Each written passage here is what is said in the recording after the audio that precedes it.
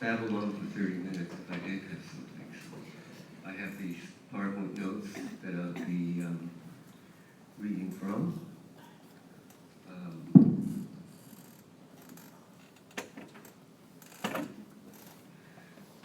And I see this question as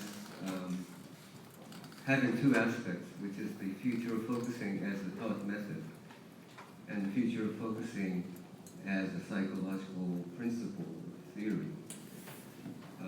And it's this part that I'm interested in. And I sort of feel like terms that articulate the nature of human experience, such as felt sense, experiencing, these need to be in every psychology textbook. You know, nobody else has written. And why isn't it there? I don't know why. I really don't know why. I've made a term myself called reflecting mode of consciousness, but nobody seems to be interested. It's not in any book. Anyway, Gene Gendlin's works have often been depicted as either a method or a complicated philosophy, and rarely discussed as psychological theory.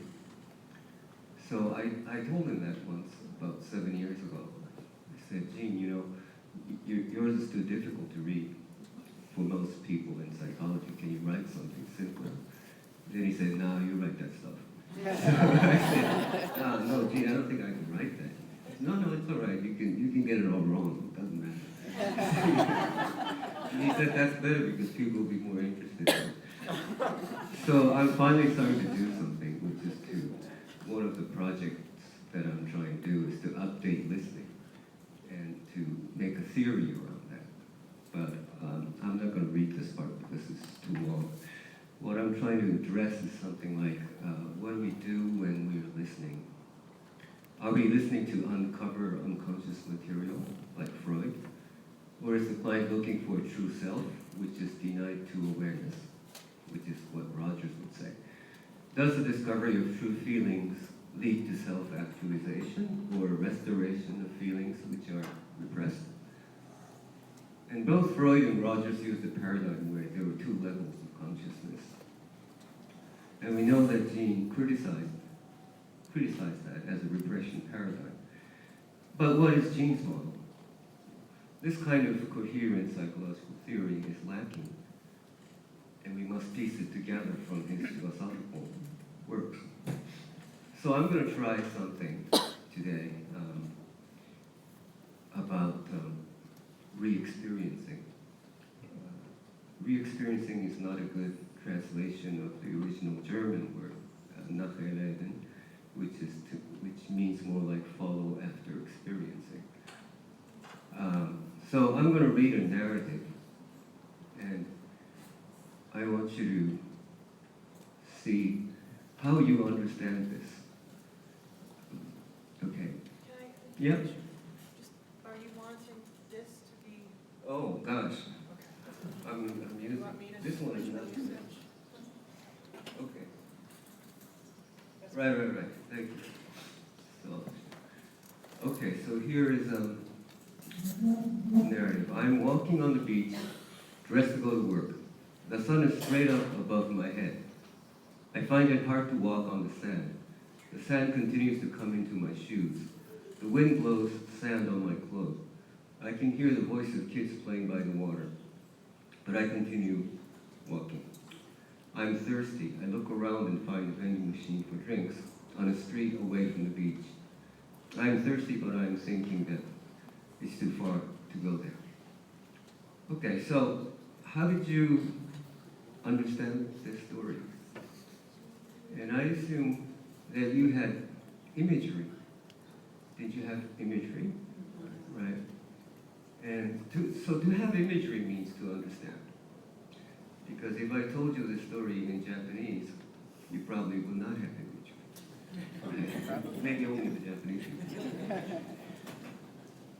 So when we understand something, we can image something. And what you were doing was that empathy.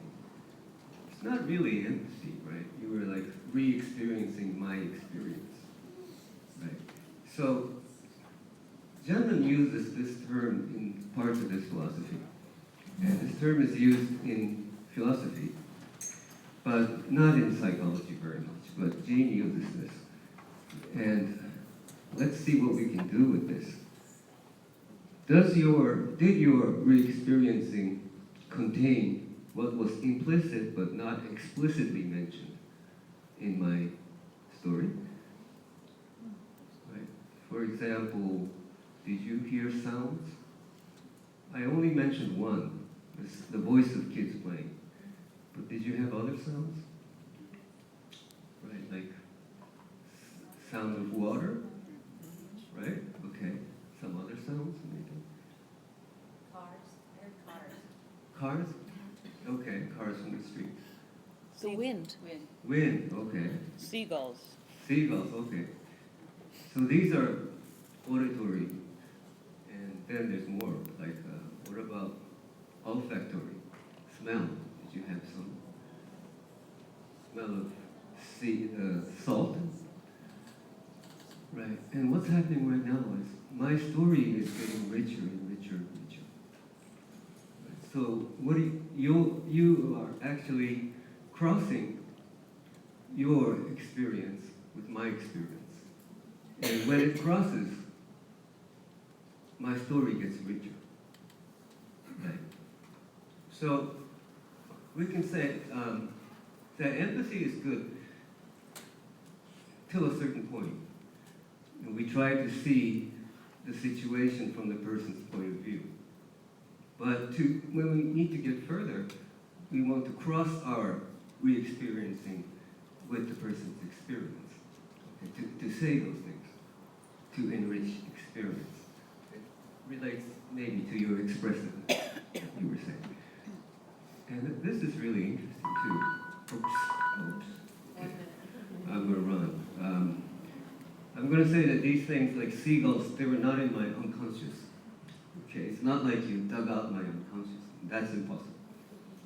Because then every possible thing must have already been experienced and repressed. That's not possible, right? So, actually what we're doing is not revealing unconscious. We're just making the story more interesting. Here is what Gene says. Dilthey said that we can understand the authors only if we understand them better than they understood themselves. And this happens only if we carry their experiencing forward with our further understanding. When the author's experiencing is reconstituted by our experiencing accurately but enriched by ours, as ours is enriched by theirs. Or, as I would say, these cross so that each become implicit in the other. Okay, sounds like Gene. Right. So, in your re-experiencing, you understood me better than I understood myself. And when we cross, each become implicit in the other. I'm just going to go just a little bit. So we're actually getting a newer understanding. And here are some things from Jean. If I say, I now know that I was afraid when I was with her. This was is what Jean calls a carried forward was. Okay? So it's a new realization that changes what was there before. So we might also say fear must be suppressed in my unconscious. Well, that's a new story, a new understanding. It's not the old fear that's being experienced, but a new understanding that it is in the unconscious. So terms like self and unconscious are that people use, are stories or concepts that people use in order to reflect on their situations. They don't necessarily exist. And we have a view of the person here that is always living forward and always altering the past. However, what is projected in the forward direction always rises and falls. You never know what happens in life. So we always need a new story. So actually the listener helps the client's reflection and the forming of new ways to live forward. the listener does not interpret intervening personality structures or look for causes of felt sense. So, whether you agree with my interpretation of Jean's philosophy, or maybe you don't, but a psychological theory like this is needed for focusing to be included in future textbooks of psychology. Thank you.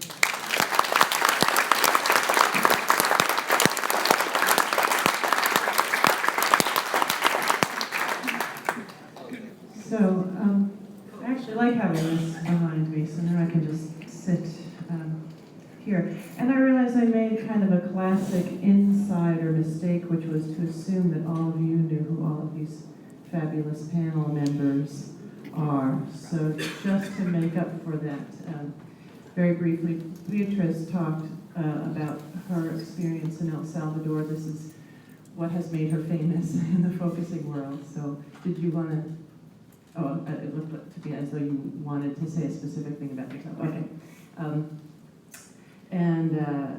David Rome is the president of the board of the Focusing Institute and has recently written a book, Your Body Knows the Answer, which brings together what he calls mindfulness focusing, bringing together mindfulness and focusing.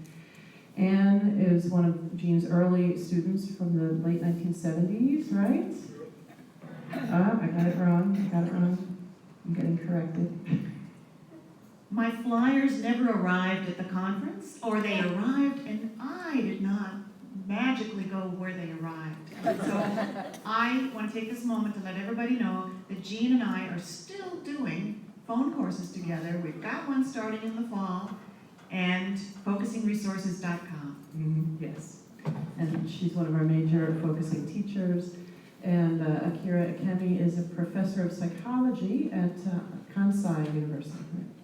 So, and I think I wanted to allow for the panelists to have something of a conversation among themselves before they receive questions and comments from you. However, we didn't do any translating, so I'd like to offer, if there's clarifications that are needed, I would like to allow for that right now, so we don't proceed if anyone needs any clarification. So just for right now, from all of you, if there's any clarification, if you need anything restated, translated. No, we're okay. Okay. So I was sort of hoping that, and we'll see, if any of you have questions for the other panelists, or any of you wondering, stimulated to ask yourself how what your fellow panelists said relate maybe to the way that you see focusing moving forward. Is there anything that you're stimulated to say based on what you've heard from your fellow panelists? Beatrice. I have a question for Akira. I was just wondering why Jenilyn's theory of personality change isn't enough.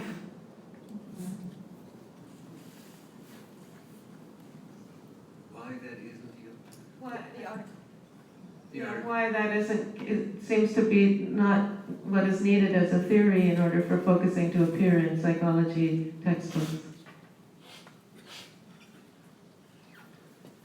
I don't think it suffices to give a comprehensive view of the person. Oh, that it doesn't give a comprehensive view of the person. Okay. That is a critique of the content paradigm and the repression paradigm. But what I'm trying to pull together here is, like, how do we view the person in focusing? Or what is a felt sense? So the theory of personality change is more of a critique of existing conceptual frameworks. Yes, Okay. and it explains experiencing. But I think we need something more comprehensive. Like a word like for Rogers, it was like self-actualization. People were living for self-actualization. Self-actualization. Right, self-actualization. For Freud, it was like we're driven by unconscious motives. What is it for Jean? You know, so we need something there. Catchy one sentence. Huh? Yes, we need a catchy one sentence. Yeah, we need to catch. Thank you. Wow.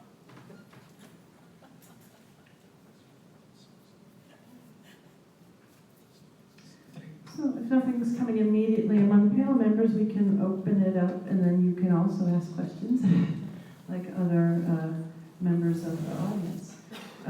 So maybe I will, shall I run around with the microphone to people? Yeah, let's do that. I have a list of my own questions too, in case you want.